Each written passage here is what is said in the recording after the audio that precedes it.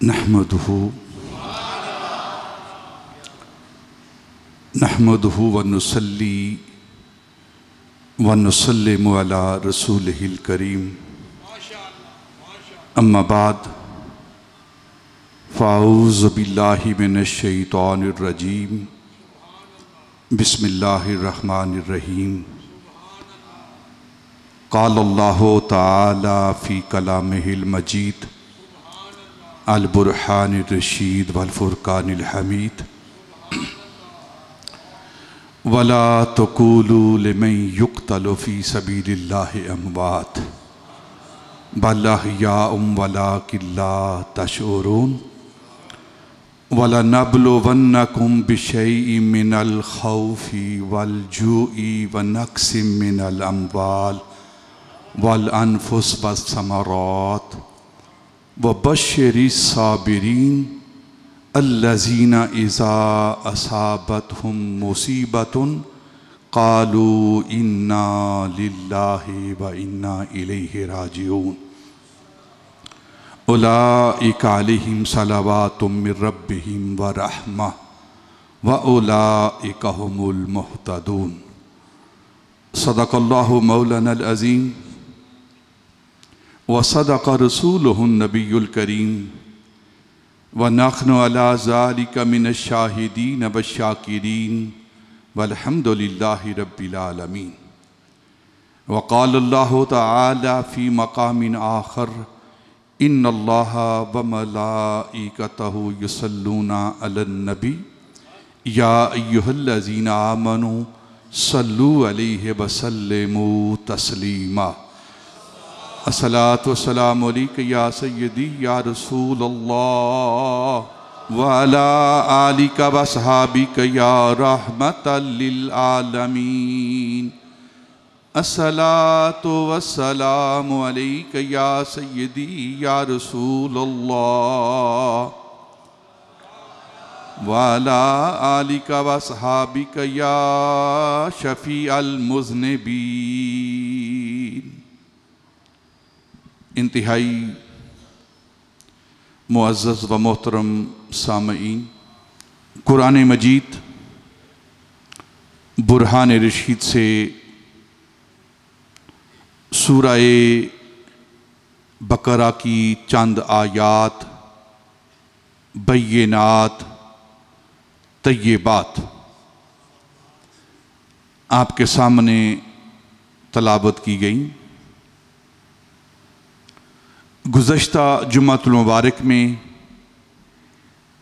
इन आयाते बय्यिनात के हवाले से चंद बुनियादी बातें आपने समाअत फरमाईं और उसके बाद मैदान करबो बला में आले रसूल की शहादत, खानवादा नबुव्वत की शहादत और फिर सैयदना इमाम हुसैन रज़ी अल्लाह ताला अन्हु की शहादत इंतहाई इख्तसार के साथ आपने समाअत फरमाई। आज इंशाअल्लाह इससे आगे जो शाम करबो बला है, जो शाम गरीबा हैं, शहादत के बाद के जो चंद वाक़यात हैं वो आपके सामने पेश किए जाएंगे। अल्लाह रब्बुल इज़्ज़त का निज़ाम है, निज़ाम कुदरत है कि हर सुबह के बाद शाम आती है और हर शाम के बाद सुबह आती है। खालिक़ लैलो नहार का कानून फितरत है कि सुबह शाम ये आपस में एक दूसरे के पीछे चलते हैं और इसी सुबह शाम के गुजरने का नाम ही जिंदगी है।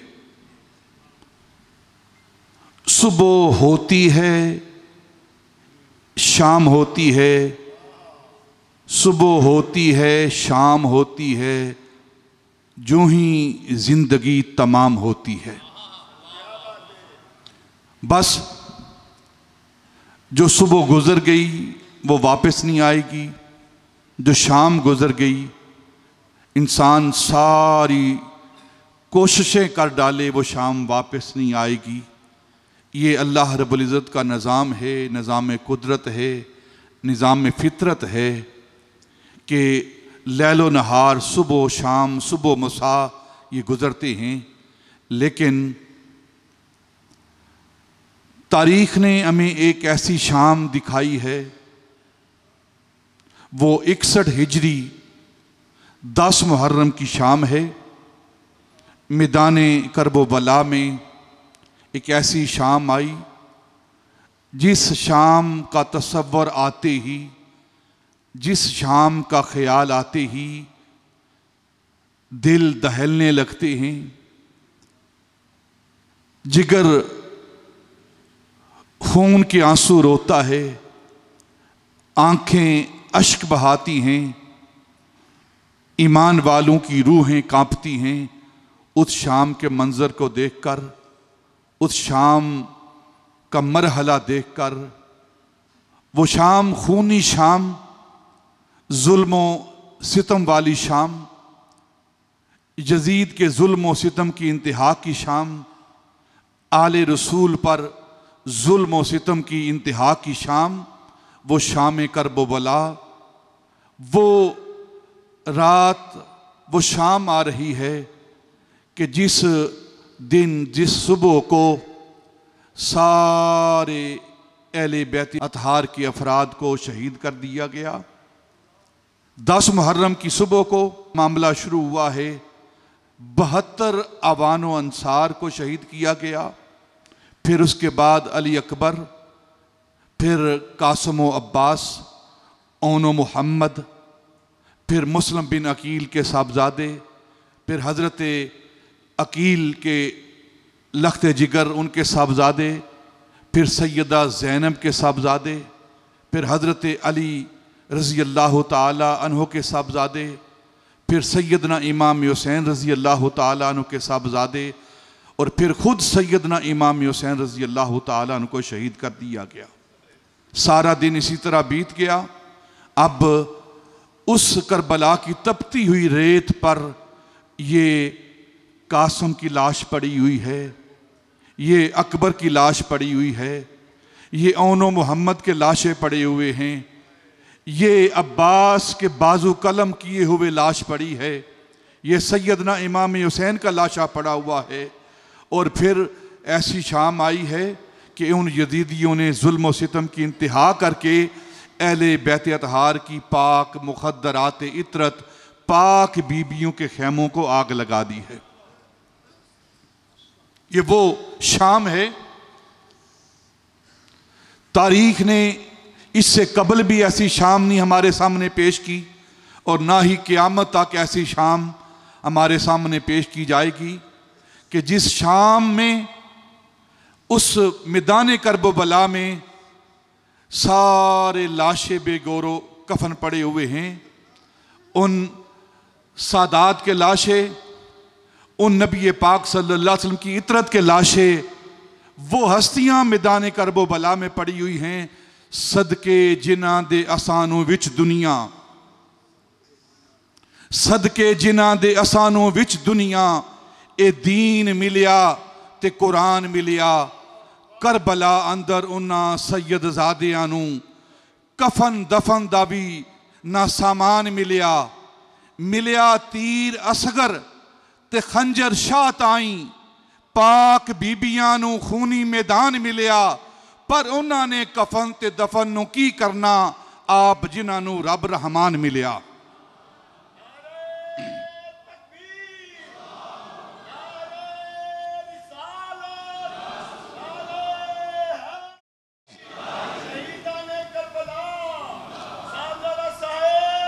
सदके जिन्हां दे असानों विच दुनिया, आज जिनके सदके में हमें दीन मिला है, कुरान मिला है, रब रहमान मिला है, रमज़ान मिला है, सारी कुरान की नेमतें मिली हैं, आज उन्हीं सादात को, उन्हीं खानवादा रसूल को मैदान करबला में शहीद कर दिया गया है, उनके लाशें पड़े हुए हैं। ये वो दिन है जिसके बारे में कुतुब अहदीस और कुतुब सैयर में आता है कि 10 मुहर्रम 61 हिजरी की दोपहर है। उम्मुल मोमिनीन उम्मे सलमा रज़ी अल्लाह ताला अन्हा अपने घर के अंदर आराम फरमा रही हैं, दोपहर को कैलूला कर रही हैं और ख्वाब देखती हैं।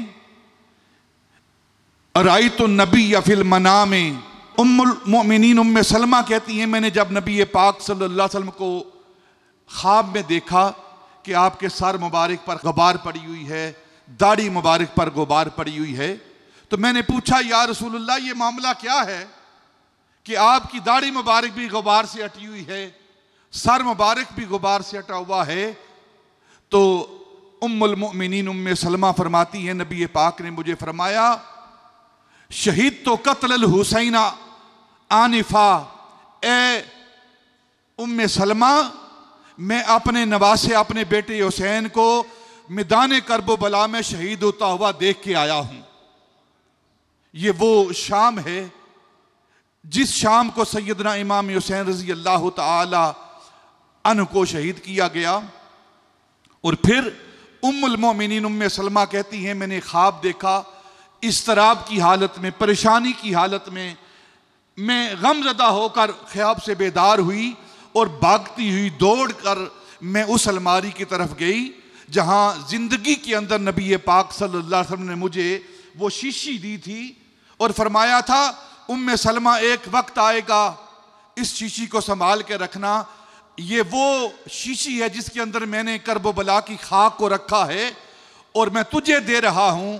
और इस शीशी के अंदर जो खाक है, जब ये खाक खून में तब्दील हो जाएगी तो समझ लेना कि मेरे हुसैन को, मेरे नवासे को शहीद कर दिया गया है।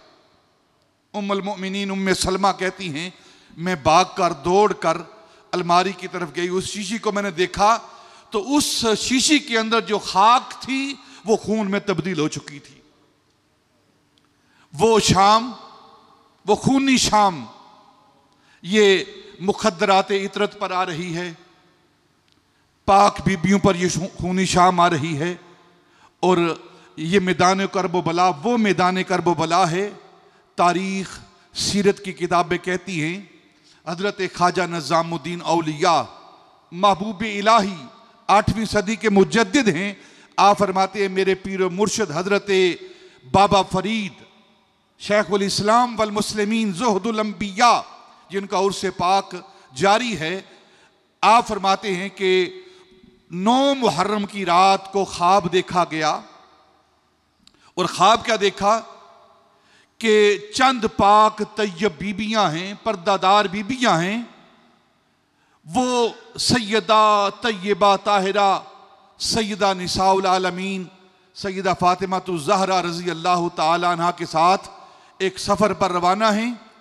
वो जा रही हैं, एक मुकाम पर जाकर वो रुक जाती हैं और सैयदा तैयबा ताहिरा सैयदा फातिमा रज़ी अल्लाह ताला अन्हा आप एक मुकाम पर बैठती हैं, रेत की जगह है, रेतला मैदान है, उस पर बैठती हैं और अपने हाथों से वो सैयदा निसाउल आलमीन उस रेत को साफ करती हैं, वहां से कंकर रोड़े उठाती हैं, जगह को साफ करती हैं। तो वो पाक बीबियां जो उनके साथ हैं, वो पाक बीबियां कौन हैं? एक हजरत मरियम हैं, हजरत ईसा अलैहिस्सलाम की वालिदा, दूसरी हजरत आसिया हैं। वो पूछती हैं कि ए पाक बीबी, ए फातिमा तु ज़हरा, ये कौन सी जगह है और इस जगह को क्यों साफ कर रही हो? तो फरमाने लगी, आसिया, मरियम, ये करबला की जमीन है, वहां की रेत है और मैं इस जगह से कंकर और रोड़े उठा रही हूं। कल मेरा बेटा यहां शहीद होकर गिरेगा और मेरा लख्ते जिगर है, मैंने अपनी गोद में उसे पाला है। मैं फातिमा नहीं चाहती कि उसके जिस्म पर कोई रोड़ा और रोड़ चुभे। ये वो करबला की जमीन है। 10 मुहर्रम को तमाम मुखद्दरात इतरत तमाम बीबियां जिनके खैमों को जला दिया गया है, अहले बैत अतहार के अफराद को शहीद कर दिया गया है और खैमों को जला के उन बीबियों को खुले आसमान के नीचे छोड़ दिया। और वो यजीदी फौज, वो अहले बैत अतहार को कत्ल करने वाले, शहीद करने वाले सारे लोग नेज़ों के सरों पर सर चढ़ा के और उन सरों को अपने खैमों के अंदर ले जाकर सारे लाशें बेगौरो कफन पड़े हुए हैं करबला की जमीन पर। और वो यजीदी अपने खैमों के अंदर फतह शादमानी के डंके बजा रहे हैं, खुश हो रहे हैं। और इधर ये शाम गरीबा हैं अहले बैत अतहार पर कि बेगौरो कफन लाशें पड़े हुए हैं। और सारी रात इसी तरह बीत गई। सुबह हुई, 11 मुहर्रम की सुबह हुई। हजरत इमाम ज़ैनुल आबिदीन ने करबला की ज़मीन उस रेत पर तयम्मुम किया। अहले बैत अतहार की पाक बीबियों ने पीछे खड़े होकर सैयदना इमाम ज़ैनुल आबिदीन की इमामत में फजर की नमाज अदा की। और उसके बाद यजीदी लश्कर के इब्ने ज़ियाद के कारिंदे, शिमर, लईन, ये सारे जमा होकर उन नेज़ों को जिनके ऊपर सर लटके हुए थे वो लेकर आए। सैयदना इमाम ज़ैनुल आबिदीन के हाथों को पीछे बांधा, आपके पाँव में बेड़ियां डाली, मुखद्दरात इतरत पाक बीबियों के हाथों को बांधा और ये काफिला लेकर कूफा की तरफ रवाना हुए। ये वो शाम, ये वो काफिला है, ये वो हस्तियां हैं अहले बैत अतहार की जो खून रसूल है, पर्दे की आयात जिनके घरों में नाज़िल होती रही हैं। आज उन्हीं को बेपर्दा करके उनके हाथों को बांधकर, ये वो खानदान है, उस रसूल का खून है कि जब बदर के कैदी मदीनतुल मुनव्वरा लाए गए तो उन कैदियों को, कुफार को बांधा गया। उनमें नबी पाक सल्लल्लाहु अलैहि वसल्लम के चचा हजरत अब्बास भी थे, अभी इस्लाम नहीं लाए थे, उनको भी बांध दिया गया। और नबी पाक सल्लल्लाहु अलैहि वसल्लम उस दिन मस्जिद नबवी के अंदर आप आराम फरमा रहे हैं और मस्जिद नबवी के बाहर इन कैदियों को बांधा गया, कसा गया। जब इनको तो उनके कराने की आवाजें आ रही थी, उनके रोने की आवाजें आ रही थी, वो दर्द से आहें भर रहे थे। सारी रात सहाबा जो पहरा दे रहे थे वो नबी पाक सल्लल्लाहु अलैहि वसल्लम के इर्द गिर्द देख रहे हैं कि नबी पाक कभी इस तरफ करवट लेते हैं, कभी दूसरी तरफ करवट लेते हैं, उन्हें नींद नहीं आ रही। एक सहाबी आगे बढ़े, या रसूलल्लाह आप आराम क्यों नहीं कर रहे, आप सुकून की नींद क्यों नहीं सो रहे? जब अल्लाह ने हमें फतह अता कर दी है, इन काफिरों को हमने बांध कर यहां कैद कर दिया है, तो नबी पाक ने फरमाया मैं मोहम्मद किस तरह सो सकता हूं जब वो तकलीफ में हैं, वो दुख में हैं और मेरा चचा बेशक काफिर है, उसके हाथों को बांधा गया है और उसकी तकलीफों को मैं मोहम्मद किस तरह बर्दाश्त कर सकता हूं? चचा की तकलीफ को देखकर मुझे नींद नहीं आ रही। तो सहाबा ने अर्ज की, या रसूलल्लाह क्या हम जाकर आपके चचा के हाथों को ढीला कर दें, उनकी रस्सियों को खोल दें? तो नबी पाक ने फरमाया सिर्फ मेरे चचा की रस्सियों को ना खोलो, उनके ढीला ना करो, बल्कि जितने भी काफिर हैं जिनको बांधा गया है सबकी रस्सियां ढीली कर दी जाएं। एक तरफ रहमत लिल आलमीन की जाते पाक है और उन्हीं की आल के साथ क्या किया जा रहा है कि रस्सियां बांधी गई हैं, उन्हीं का खून।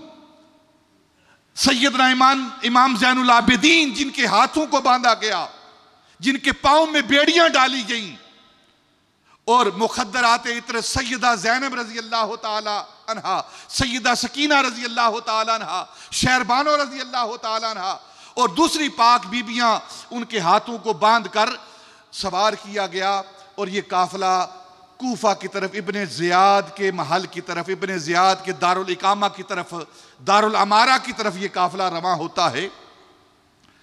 और चलते चलते जब कूफा के अंदर ये काफिला दाखिल होता है, ये कूफा किसी दौर में हजरत मौला अली रजी अल्लाह ताला अन्हो का दारुल हुकूमत था, कैपिटल सिटी था आपका। और जब उसके मेन दरवाजे से सैयदा ज़ैनब रज़ी अल्लाह ताला अन्हा इस काफ़िले के साथ इमाम ज़ैनुल आबिदीन और पाक बीबियों के साथ दाखिल होने लगी तो आपकी निकली, चीख निकली और फरमाने लगी, एक वक्त था जब मेरे बाप की हुकूमत थी, उनकी खिलाफत थी, तो मैं इस मेन दरवाजे से, कूफे के मेन गेट से गुजरी थी। उस वक्त और आज का गुजरना बड़ा जुदा है, मुख्तलिफ है। जब पहली बार गुजरी थी तो उस वक्त मैं शहजादी बन के गुजरी थी, और आज वक्त देखो, वक्त का मामला देखो कि आज इसी दरवाजे से मैं कैदी बन के गुजर रही हूं, कैदी बन के गुजर रही हूं। सैयदा ज़ैनब रज़ी अल्लाह ताला अन्हा और दूसरे पाक बीबियों का ये काफिला, सैयदना इमाम ज़ैनुल आबिदीन का ये काफिला लश्कर इब्ने ज़ियाद के दरबार में पहुंचता है। और इब्ने ज़ियाद बदनेहाद, जिसने दुनिया की खातर, दुनिया के चंद टकों की खातर आले रसूल पर जुल्म किया। नबी पाक सल्लल्लाहु अलैहि वसल्लम की हदीस पाक है, नबी पाक ने फरमाया कि इस कायनात के अंदर जितने भी जुल्म हुए हैं, जितनी भी ज्यादतियां हुई हैं, जितने भी गुनाह हुए हैं, जितने भी जुल्म और सितम हुए हैं, इन सारी खताओं की जड़ दुनिया की मोहब्बत है, दुनिया की मोहब्बत है। इंसान जितने भी जुल्म करता है, इन जुल्मों के पीछे, इन मजालम के पीछे दुनिया की मोहब्बत कार फरमा होती है। इंसान चोरी करता है, कत्ल करता है, डाका डालता है, अपने भाइयों का हक मारता है, तो इसके पीछे दुनिया की मोहब्बत है। और इस इब्ने ज़ियाद ने दुनिया के चंद दिनों के लिए, चंद रोज के लिए आले रसूल पर वो जुल्म किए, उन जुल्मों की इंतहा की। लेकिन एक वक्त इंसान याद रखेगा कि इब्ने ज़ियाद का नाम नहीं रहा, यजीद का नाम नहीं रहा। अगर क़यामत तक नाम जिंदा रहेगा तो वो नबी पाक सल्लल्लाहु अलैहि वसल्लम की आल का नाम जिंदा रहेगा, सैयदना इमाम हुसैन का नाम जिंदा रहेगा। ये काफिला इब्ने ज़ियाद के दारुल अमारा के अंदर पहुंचा। वो अपने तख्त पर बैठा हुआ है और इन पाक बीबियों को इब्ने ज़ियाद के सामने पेश किया गया। तो इब्ने ज़ियाद ने हजरत इमाम ज़ैनुल आबिदीन, उनकी तरफ इशारा करके, 18 या 17 साल की उम्र है हजरत इमाम ज़ैनुल आबिदीन की, तपता हुआ जिस्म है, बुखार की वजह से रंग जर्द हो चुका है, कई दिनों से प्यासे हैं, भूखे हैं और बीमार, ज़ौफ, कमजोरी, और उसके ऊपर हाथों में बेड़ियां और हाथों में जंजीरें डली हुई हैं, बेड़ियां डली हुई पाँव में। इस हाल में सैयदना इमाम ज़ैनुल आबिदीन को इब्ने ज़ियाद के दरबार में पेश किया जाता है। और इब्ने ज़ियाद पूछता है, ये कौन है? तो सैयदा ज़ैनब रज़ी अल्लाह ताला अन्हा ने फरमाया, मेरा भतीजा है, मेरे भाई का बेटा है, ज़ैनुल आबिदीन इसे कहते हैं। और इब्ने ज़ियाद कहता है, इसे क्यों नहीं कत्ल किया गया और यह क्यों बच गया है? तो उसके दरबार के लोगों ने कहा, यह बीमार था, मैदान में जाने के काबिल नहीं था, हर वक्त बीमारी की वजह से, ज़ौफ की वजह से खैमे में रहा है, जिसकी वजह से इसकी जान नहीं ली गई। और फिर इन मुखद्दरात इतरत के लिए एक बंदा चाहिए था जो बाहिफाजत इनको अगले दारुल अमारा की तरफ ले जाए, दिमिश्क में यजीद के पास ले जाए। तो मैं एक फर्द की ज़रूरत थी, इसलिए हमें इसे छोड़ दिया है। तो इब्ने ज़ियाद ने कहा, लाओ तलवार लाओ, मैं अपने हाथों से इसे कत्ल करता हूं। जब इब्ने ज़ियाद ने ये लफ्ज़ बोले ना कि मैं इसे अपने हाथों से इमाम ज़ैनुल आबिदीन को कत्ल करता हूं, तो वो हैदरी कछार की शेरनी सैयदा ज़ैनब रज़ी अल्लाह ताला अन्हा आगे बढ़ी, फरमान लगी, ओ बदनिहाद इब्ने ज़ियाद, क्या तेरा जी अभी तक नहीं भरा, तेरा कलेजा ठंडा नहीं हुआ? तूने सारे अहले बैत अफराद को कत्ल कर दिया है और फिर इस ज़ैनुल आबिदीन को, बीमार को तू कत्ल करना चाहता है। इसे कत्ल करने से पहले, इसका खून बहाने से पहले ज़ैनब के गले पर छुरी चलाएगा और उसके बाद ज़ैनुल आबिदीन की बारी आएगी। सैयदा ज़ैनब रज़ी अल्लाह ताला अन्हा के ये जलाल भरा जुमला, उससे वो सहम गया और उसने हजरत इमाम ज़ैनुल आबिदीन को छोड़ दिया और उन्हें जिंदा के अंदर भेज दिया गया। इन सारे काफिलों को सुबह का इंतज़ार हुआ। अब इब्ने ज़ियाद के दरबार से, उसके दारुल अमारा से यजीद के हुक्म पर ये सारा काफिला यजीद के दरबार में पेश होने वाला था। तारीख वाले कहते हैं कि ये 100 मील से ज़्यादा का सफ़र है। कूफा और दमिश्क के दरमियान जो सफ़र है 100 मील से ज़्यादा का सफ़र है। और पैदल ये काफिला सारे सर नेज़े के नोक पर ऊपर रखे हुए हैं। इन मुखद्दरात इतरत को होदज के अंदर बिठाया गया है, ऊँटों के ऊपर बिठाया गया है। और ये काफिला कूफा से निकलता है बाहर। और थोड़े सफ़र करने के बाद इब्ने ज़ियाद का जो काफिला था, जो फौजी थे, जो उसका लश्कर था, वो साथ जा रहा था इनाम लेने के लिए, अपनी बहादुरी के किस्से सुनाने के लिए, यजीद के बारगाह से अपना ज़िंदगी का जो उन्होंने काम किया है उसका अजर लेने के लिए वो यजीद के दरबार में जा रहे हैं। तो रास्ते में उन्होंने देखा कि हमारे पास पानी पूरा नहीं है जो हम मंजिल तक पहुँचने तक अपनी ज़िंदगी बचा सकें। तो उन्होंने एक जगह पर पड़ाव किया। तारीख कहती है कि जब उन्होंने पड़ाव किया, सब के लिए खैमे लगाए गए, लश्कर के लिए खैमे लगाए गए, इब्ने ज़ियाद के लिए खैमा लगाया गया, शिबर के लिए खैमा लगाया गया। और लेकिन इन पाक बीबियों को तन्हा छोड़ दिया गया। कोई खैमा इनके लिए नहीं है, पानी का कोई इंतज़ाम इनके लिए नहीं है। और तारीख कहती है सैयदा सकीना रज़ी अल्लाह ताला अन्हा छोटी उम्र है, तपता हुआ सहरा है, तमाज़त आफ्ताब है, अरब का वो सहरा है, गर्मी है। सैयदा सकीना रज़ी अल्लाह ताला अन्हा उस काफिले से थोड़ा हट के एक छोटा सा दरख्त देखा, उसकी झाड़ी के नीचे, छांव के नीचे जाकर बैठ गई। और जब वो बैठी, कितने दिनों से प्यासी हैं, नींद पूरी नहीं हुई, आराम नहीं है, तो उस दरख्त के नीचे वो बैठी हैं और वहीं दरख्त के नीचे ही वो लेट गई और आंख लग गई। इतनी देर में पानी का इंतज़ाम हुआ, पानी आ गया। उन्होंने अपने अपने मशकीज़े भरे, पानी का इंतज़ाम मुकम्मल करके ये काफ़िला चल दिया। और सैयदा सकीना रज़ी अल्लाह ताला अन्हा उसी दरख्त के नीचे, उसी झाड़ी के नीचे सो रही हैं। और ये काफ़िला जब आगे गुजरा, थोड़ा चंद कदम आगे गया, सबसे आगे सैयदना इमाम हुसैन रज़ी अल्लाह ताला अन्हु का सर मुबारक है नेज़े की नोक पर। और एक शख्स नेज़े को पकड़े हुए ज़मीन पर रखता है, फिर आगे चलता है, फिर ज़मीन पर रखता है।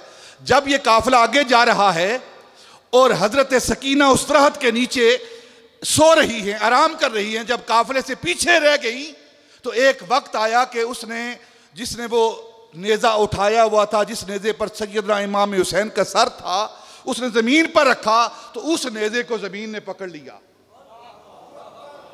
ज़मीन ने पकड़ लिया। अब वो कोशिश करता है उसको हिलाने की, ताकि इसको उठा के आगे रखूं और काफिला चलता रहे, लेकिन वो नेज़ा उसे हिलाया नहीं जा रहा। वो उसी मुकाम पर नेज़ा गड़ा हुआ है। काफिले वाले कहते हैं आगे बढ़ो, बढ़ते क्यों नहीं, बढ़ो आगे बढ़ो, बढ़ते क्यों नहीं। तो वो कहने लगा मैं तो कोशिश कर रहा हूं, लेकिन जमीन इस नेज़े को छोड़ नहीं रही। काफिला रोका गया, पूछा क्या बात है, क्या मामला है, क्यों नहीं आगे चलते। सब ने कोशिश करके 2-4 नौजवान आगे आए, उन्होंने आकर नेज़े को हिलाने की कोशिश की, उखाड़ने की कोशिश की, लेकिन नेज़ा ज़मीन से निकल नहीं रहा। तो उन्होंने लाचार होकर ये बात हज़रत ज़ैनब से, हज़रत ज़ैनुल आबिदीन से कही कि क्या मामला है, आओ देखो ये नेज़ा आगे क्यों नहीं बढ़ रहा। हज़रत इमाम ज़ैनुल आबिदीन ने देखा कि नेज़ा नहीं हिल रहा, तो आपने अपनी फूफी सईदा ज़ैनब से कहा, फूफी जान देखो काफिले के अफराद पूरे हैं, कोई फर्द कम तो नहीं हमारे काफिले से। तो सईदा ज़ैनब रज़ी अल्लाह ताला अन्हा हर फर्द को पुकारती हैं, हर एक मुखद्दरात इतरत का नाम लेती हैं, और जब सईदा सकीना का नाम लेती हैं तो आवाज नहीं आती, उनकी आवाज नहीं आती। और खैमे उस होदज को देखती हैं तो उसके अंदर सकीना नहीं है। तो सईदा ज़ैनब रज़ी अल्लाह ताला अन्हा उनकी तलाश में, उनको ढूंढने के लिए जब पीछे जाती हैं, थोड़ा पीछे जाती हैं, तो क्या देखती हैं, शाम का वक्त हो चुका है और सैयदा सकीना रजी अल्लाह ताला अन्हा एक निकाब पोश औरत है, उसकी गोद में लेटी हुई हैं और आपस में ये दोनों बातें कर रही हैं। सैयदा ज़ैनब रजी अल्लाह ताला जब देखती है कि सकीना एक नकाब पोश औरत के गोद में लेटी बातें कर रही है, तो आप पूछती है जाकर, ए अम्मा जान बता तू कौन है, तेरा भला हो, तूने मेरी बेटी हुसैन की बेटी की हिफाजत की है, उसे अपनी गोद में लिया है, अल्लाह तुझे इसका अजर अता फरमाए, बता तू कौन है, और इस रेगिस्तान के अंदर, इस वादी के अंदर तू हमारे बच्चों की हिफाजत कर रही है, अल्लाह तुझे अजर अता फरमाएगा, तो अपना तारत तो करा। तो उस मुखद्दरात इत्र उस पाक बीबी ने अपने चेहरे से पर्दा हटाया। जब पर्दा हटाया तो सैयदा ज़ैनब की चीख निकली और फरमाने लगी, अम्मा जान आप यहां। ये सैयदा फातिमा रजी अल्लाह ताला अन्हा की जात हैं जो उस काफिले की हिफाजत के साथ साथ चल रही हैं और काफिले की हिफाजत कर रही हैं। और सैयदा ज़ैनब रजी अल्लाह ताला अन्हा ने सकीना को साथ लिया और ये काफिला चल दिया।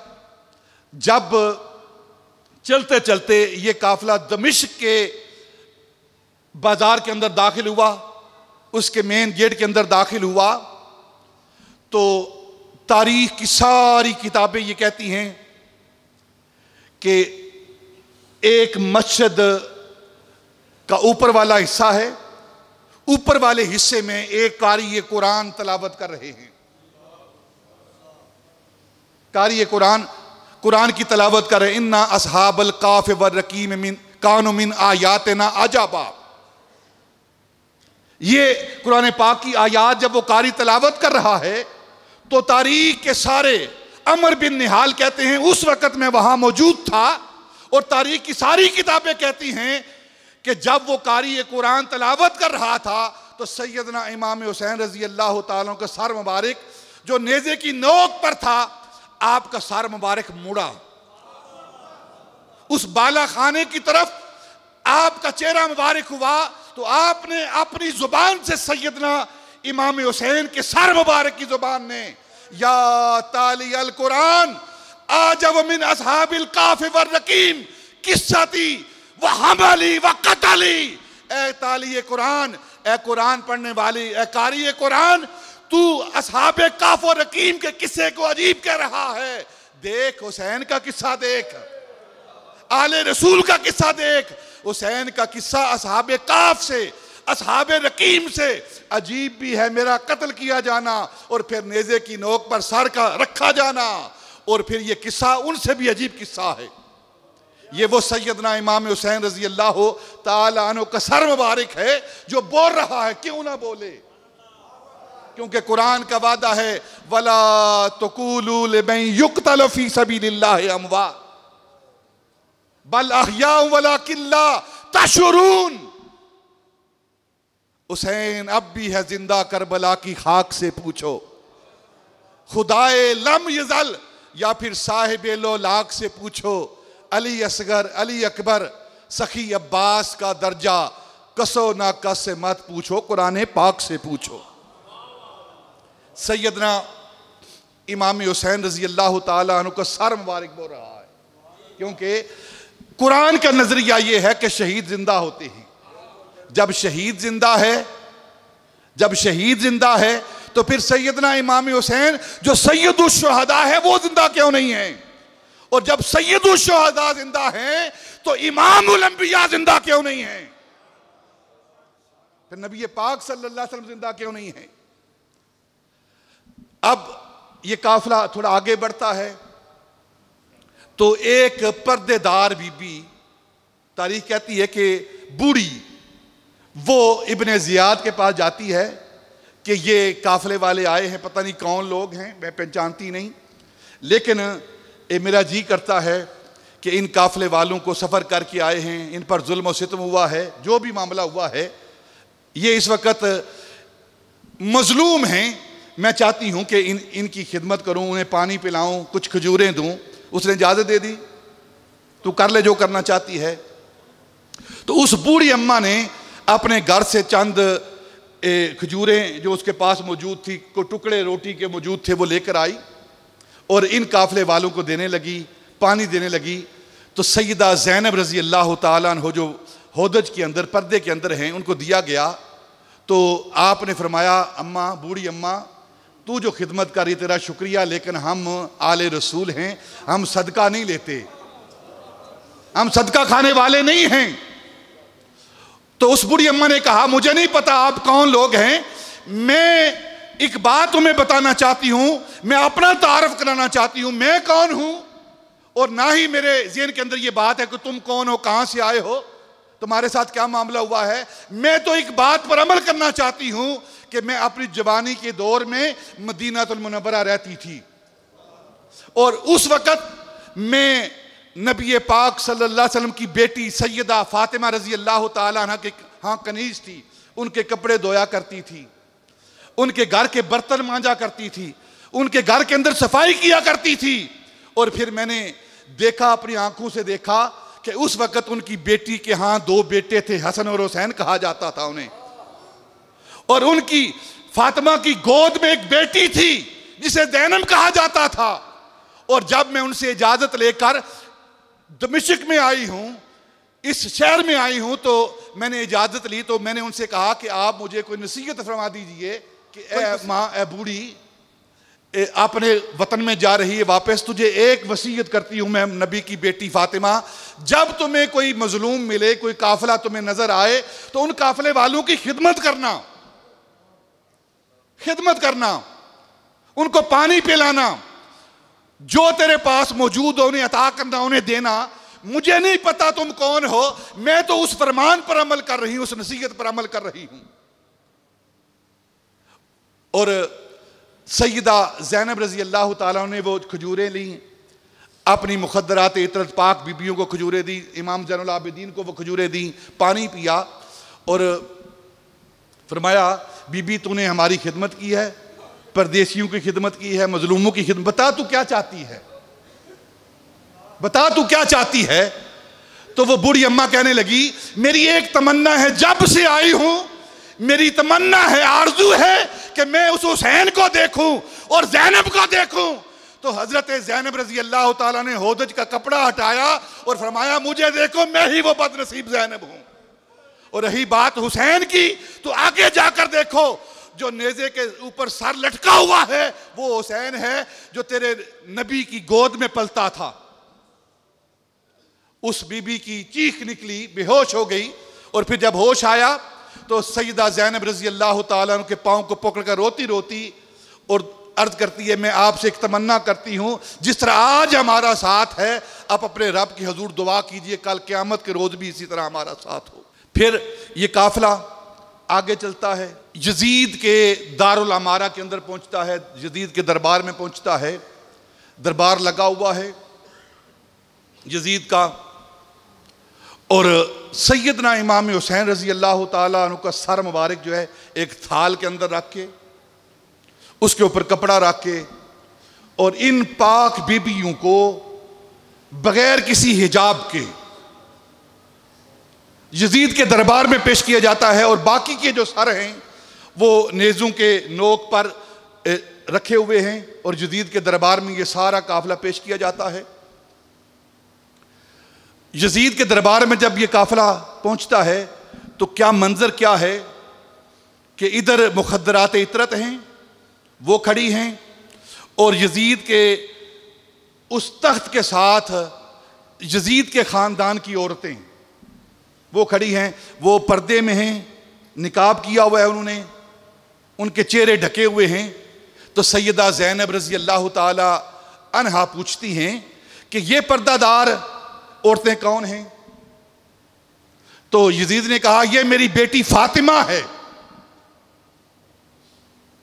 आपने फरमाया तुझे शर्म नहीं आती कि जिस बेटी का तूने नाम फातिमा रखा है वो मेरी मां फातिमा के सबब से रखा है, और मैं उसकी बेटी हूं जिनके घर पर्दे की आयात नाज़िल हुई हैं, आज वो बेपर्दा हैं, और तू अपनी औरतों को, अपनी बीबियों को पर्दे में रख रहा है, तुझे शर्म नहीं आती?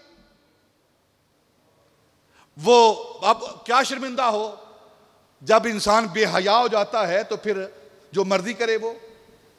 तो उसने कोई बात की तरफ तवज्जो ना दी और उसने कहा कि ये थाल के अंदर क्या है। तो थाल के ऊपर जो कपड़ा पड़ा हुआ था उसको हटाया गया, तो सैयदना इमाम हुसैन रजी अल्लाह तआला अन्हु का सर मुबारक था। यजीद ने अपने हाथ में छड़ी पकड़ी हुई थी और बार बार सैयदना इमाम हुसैन रजी अल्लाह तआला अन्हु के लबों पर लगाता था। ये वो लब हैं जो मेरी बैत का इनकार करते थे, ये वो लब हैं जो मेरी खिलाफत का इनकार करते थे, ये वो लब हैं जो मेरे खिलाफ बोलते थे। ए दरबार वालों, तुमने देख लिया है इनका क्या असर हुआ है। वो बार बार अपनी नापाक छड़ी को नापाक हाथों से पाक लबों पर लगाता। हजरत ज़ैद बिन अरकम सिहाबी रसूल वो वहां मौजूद हैं, इस मंजर को देख रहे, बूढ़े 90 साल के सिहाबी हैं, वो इस मंजर को देख रहे हैं। बार बार जब वो यजीद अपने पलीत हाथों से पलीत छड़ी जो है सैयदना इमाम हुसैन के लबों पर लगाता है तो उनसे रहा ना गया। फरमाया, ओ यजीद पलीत, तुझे शर्म नहीं आती? तू उन लबों पर छड़ी लगा रहा है जिन लबों को मैंने अपनी आंखों से देखा है रसूलुल्लाह जिन पर बोसे देते थे, जिन लबों पर रसूलुल्लाह बोसे देते थे। और अगर आप हदीस की किताबें पढ़ें किस तरह नबी पाक सल्लल्लाहु अलैहि वसल्लम सैयदना इमाम हुसैन के लबों पर बोसा देते, तमाम हदीस की किताबों के अंदर ये हदीस पाक है। एक दिन नबी पाक सल्लल्लाहु अलैहि वसल्लम अपने घर से बाहर निकले और किसी सिहाबी की दावत के लिए आप जा रहे थे, चंद सिहाबा साथ हैं, तो देखा कि दोनों ये नवासे सैयदना इमाम हसन और सैयदना इमाम हुसैन ये दोनों घर के बाहर खेल रहे हैं आपस में। नबी पाक सल्लल्लाहु अलैहि वसल्लम सैयदना इमाम हुसैन की तरफ आगे बढ़े, तो आप छोटे थे अभी, अब आगे दौड़ने लगे, तो नबी पाक से पीछे पीछे दौड़ने लगे। जब पीछे दौड़ने लगे ना तो नबी पाक ने दौड़कर सैयदना इमाम हुसैन को पकड़ लिया। और एक रवायत यह है कि आपने नबी पाक ने एक हाथ यहाँ पीछे रखा, सर के पीछे रखा, दूसरा हाथ ठोड़ी के नीचे रखा और छोटी उम्र थी, आपने ऊपर उठाया सैयदना इमाम हुसैन को और सैयदना इमाम हुसैन के लबों पर अपने लब रख दिए। और सिहाबा कहते हैं कि हमने देखा कि नबी पाक सैयदना इमाम हुसैन के लब इस तरह चूस रहे हैं जिस तरह हम खजूर को चूसते हैं। वो सैयदना इमाम हुसैन के वो लब हैं जहां यजीद छड़ी लगा रहा है। तो हजरत ज़ैद बिन अरकम ने फरमाया, तुझे शर्म करनी चाहिए, ये वो लब हैं जिन लबों पर रसूलुल्लाह अपने लब रखते थे, बोसे लेते थे और जिनके लिए अपने खुतबे को मुनक़ते कर देते थे, मिंबर को छोड़ दिया करते थे। ये वो शहजादे हैं सैयदना इमाम हुसैन जिनके लबों पर तू छड़ियां लगा रहा है। तो यजीद ने हजरत ज़ैद बिन अरकम की तरफ देखा, कहा तू बूढ़ा है, तेरे बूढ़े होने का लिहाज है, और दूसरा तू सहाबी रसूल है, मुझे इस निस्बत का पास है, सहाबी रसूल होने की निस्बत का पास है, वरना मैं तुझे कत्ल कर देता। तो मेरे सामने बोल रहा है। आपने फरमाया, शर्म कर, तू किस निस्बत की बात करता है, किसका पास कर रहा है? जब तुझे खूने रसूल का पास नहीं तो फिर सहाबी रसूल का क्या पास हो सकता है तुझे? अब जब यजीद के सारे और फिर तारीख की सारी किताबें बार बार यजीद और उलमा ने लिखा है ये जो कलेमात हैं यजीद के, उसके कुफर के लिए काफ़ी हैं। वो क्या कलेमात हैं? यजीद सैयदना इमाम हुसैन रजी अल्लाह तआला अन्हु के लबों पर छड़ी लगाता और ये कहता, काश आज मेरे बड़े बदर वाले जिंदा होते, बदर वाले जिंदा होते और मैं उन्हें दिखाता कि मैंने तुम्हारा बदला ले लिया है। ये बदर वाले बड़े कौन थे? ये वो लोग थे जो बदर के अंदर नबी पाक सल्लल्लाहु अलैहि वसल्लम के मुकाबले में आए थे और उन्हें वासला जहन्नम किया था सहाबा ने। ये उनको मुखातब करके कह रहा है कि बदर के अंदर जो तुम्हारे साथ कत्ल गारत हुई थी, आज मैं यजीद उसका बदला मैंने ले लिया है। तमाम उलमा ने कहा है कि यजीद के ये कलेमात, क्योंकि उन कुफार की हमायत में और उनको अपना बड़ा कह रहा है, उसके ये कलेमात उसके कुफर के लिए काफ़ी हैं। फिर अभी ये मामला चल रहा है, दरबार लगा हुआ है और हज़रत ज़ैद बिन अरकम को दरबार से बाहर निकाल दिया गया। कहा कि मुझे तेरे सहाबी होने का पास है, वरना मैं तेरी गर्दन उतार देता। इतनी देर में अभी ये बातें हो रही हैं और यजीद का बेटा वो दरबार के अंदर दाखिल हुआ। यजीद ने उसकी तरफ देखा और फिर हजरत इमाम ज़ैनुल आबिदीन की तरफ देखा। कहा, ज़ैनुल आबिदीन, ये तेरा हम उम्र है, क्यों नहीं इससे तू कुश्ती करे? आपने फरमाया कि अगर तू हैदरी कचार के शेर के वार देखना चाहता है ना, तू इसे देख, ये भी ताजा दम होकर सोकर आराम करके खाता पीता हुआ आया है, और हम तो कितने दिन से प्यासे हैं, जुल्म सितम की इंतहा है। इसके बावजूद अगर तू खून देखना चाहता है, हैदरी जोर देखना चाहता है, एक तलवार इसे दे, एक तलवार मुझे दे, फिर तू देखना क्या होता है, हैदरी खून क्या होता है। अभी ये बात हो रही है, इतनी देर में यजीद के उस दारुल अमारा के अंदर नकारा बजा, घंटी बजी, तो वो यजीद का बेटा कहने लगा, ज़ैनुल आबिदीन बहुत ही बातें करता है, ये जो नकारा बज रहा है ये मेरे बाप के डंके हैं, मेरे बाप का नकारा बज रहा है, उसकी शान और शौकत के ये डंके बज रहे हैं। हजरत इमाम ज़ैनुल आबिदीन ने कहा, तू किस बाप की बात कर रहा है जिसकी हुकूमत चंद दिनों के लिए है, जिसकी ताकत चंद दिनों के लिए है, और फिर ये नकारा बज रहा है, चंद दिनों के लिए नकारा बज रहा है। अभी सैयदना इमाम ज़ैनुल आबिदीन ये बात कर रहे हैं तो दमिश्क की जामिया मस्जिद से अजान की आवाज शुरू हो गई। अल्लाहु अकबर, अल्लाहु अकबर, अल्लाहु अकबर, अल्लाहु अकबर, अशहदु अल्ला इलाहा इल्लल्लाह, अशहदु अन्ना मुहम्मदर रसूलुल्लाह। जब ये आवाज आई ना उस दमिश्क की जामिया मस्जिद के मिनारे से, तो सैयदना इमाम ज़ैनुल आबिदीन ने कहा, सुन नहीं रहा, ये आवाज सुन नहीं रहा, ये जो मस्जिद के मिनारे से आवाज आ रही है, इस अजान के अंदर तेरे नाने का नाम लिया जा रहा है या मेरे नाने का नाम लिया गया है, बता तू। वो थोड़ा सा ना सर झुकाता है, और आपने फरमाया सैयदना इमाम ज़ैनुल आबिदीन ने कि तेरे बाप का जो नकारा बजा है ये थोड़ी देर के लिए है, और क़यामत तक मिंबर पर जिसका नाम लिया जाएगा, मीनारों से जिसकी सदा बुलंद होती रहेगी, वो मेरा नाना है, वो मेरा नाना है। और फिर यजीद ने बात काटते हुए ने कहा कि ये वो लब थे जो ये तमन्ना कर, ये वो सर है जो तमन्ना करता था कि इस हुसैन का नाम मिंबरों पर लिया जाए, हुसैन का नाम खुतबों में लिया जाए, इसके खुतबे पढ़े जाएं, इसको तख्त मिले। अल्लाह ने इसकी तमन्ना ज़ाया कर दी है, मुझे फतह अता की है, मुझे कामयाबी अता की है। आपने सैयदना इमाम ज़ैनुल आबिदीन ने फरमाया, ये बता, ये जो मिंबर है ये तेरे नाने का है या मेरे नाने का है? क़यामत तक मिंबरों पर मेरे नाने का खुतबा पढ़ा जाएगा और तेरे बाप पर लानतें भेजी जाएंगी।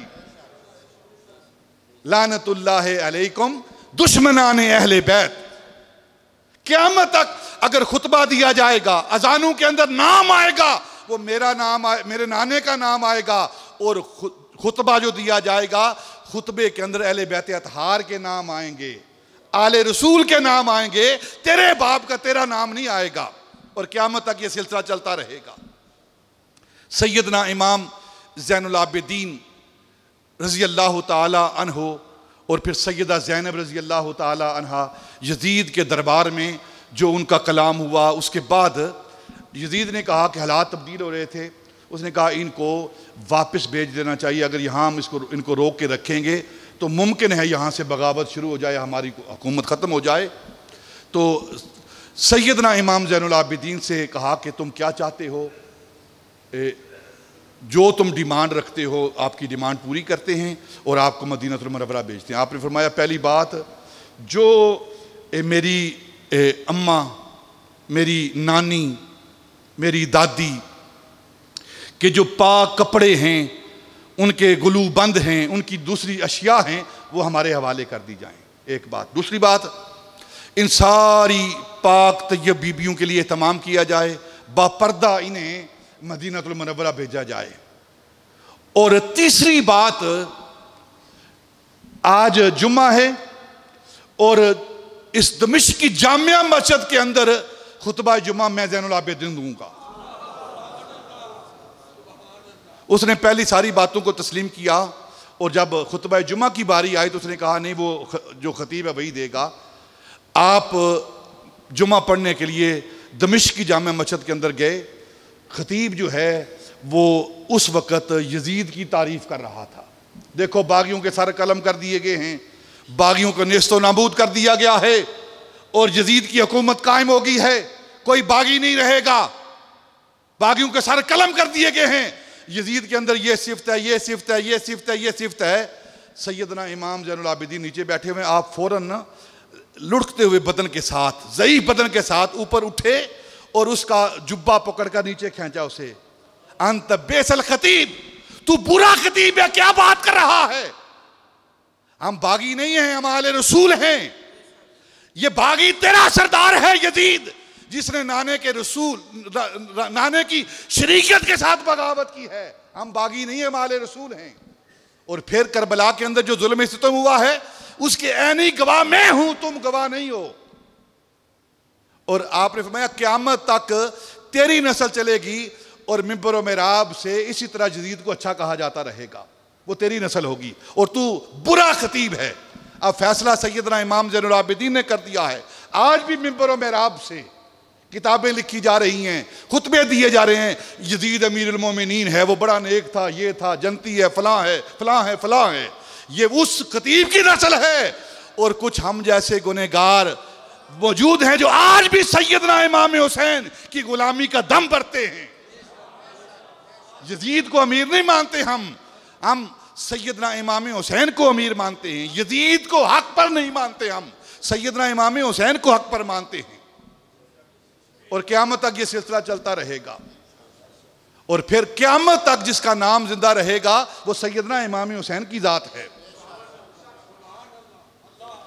न कल यजीदियों की तलवारें सैयदना इमाम हुसैन के सर को झुका सकी, न आज यजीदियों के कलम जो मर्जी लिखते रहे वो, न आज यजीदियों के कलम सैयदना इमाम हुसैन की शान को कम कर सके। कल भी हुसैन जिंदा था, आज भी हुसैन जिंदा है। तौहीद की एक बरके जहिंदा है हुसैन, इल्हाद के बर्बाद कुनिंदा है हुसैन। है जालिम व मजलूम के अंजाम में फर्क, मुर्दा है यजीद और जिंदा, मुर्दा है यजीद और जिंदा, मुर्दा है यजीद और जिंदा हुसैन। सैयदना इमाम ज़ैनुल आबिदीन ने उसके कपड़े को पकड़ कर नीचे बिठा दिया। फरमाया कि तू झूठ कहता है, करबला के अंदर जो जुल्म और सितम हुआ है उसका ऐनी शाहिद मैं हूं, तू नहीं है। तू मिंबर पर बैठकर झूठ बोल रहा है। जो इसने यजीद ने जुल्म और सितम किए हैं उसका ऐनी शाहिद मैं हूं ज़ैनुल आबिदीन। और तू बुरा खतीब है, बुरी बातें कर रहा है, जो यजीद की हमायत कर रहा है। फिर हज़रत नोमान बिन बशीर, ये सहाबी रसूल हैं, ये गवर्नर थे और इन्हें इस ओहदे से माजूल किया गया था, यजीद ने किया था। उसका रीज़न क्या था, उसका सबब क्या था कि ये अहले बैत अतहार के साथ मोहब्बत करता था। नोमान बिन बशीर सहाबी रसूल, अहले बैत के साथ नरम गोशा, उनके साथ मोहब्बत वाला मामला, उन्हें माजूल कर दिया गया।